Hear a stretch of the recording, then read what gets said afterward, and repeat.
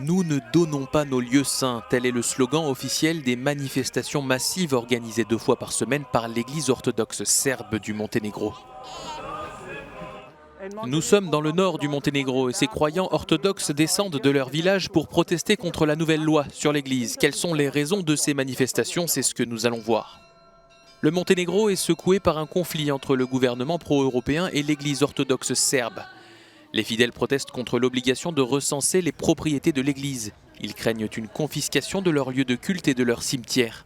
Dans la capitale, Podgorica, Euronews a rencontré Andrija Mandić. Il est l'un des principaux leaders de l'opposition pro-serbe. Les citoyens de nationalité serbe sont des citoyens de seconde zone. Nous avons un problème qui provient des autorités actuelles en ce qui concerne les investissements, la discrimination à travers les programmes de l'éducation nationale. Pour la politique d'embauche, si vous êtes serbe, vous ne pouvez pas travailler dans les postes clés de l'administration, dans l'armée, ni dans la police.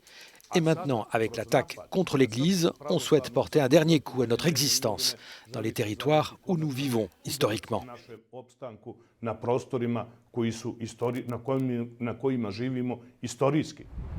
De tels points de vue sont dangereux d'après Andrej Nikolaïdis.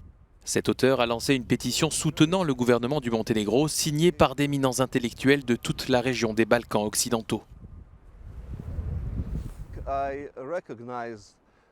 Je reconnais les mêmes signes qui ont été des prétextes aux guerres en Croatie et en Bosnie. Ici, il y a le récit de la soi-disant oppression des Serbes au Monténégro. Avant la guerre en Croatie, il y avait un récit sur l'oppression des Serbes en Croatie. Puis la guerre a commencé. Ensuite, on nous a informé que les Serbes étaient opprimés en Bosnie. Et la guerre en Bosnie a commencé.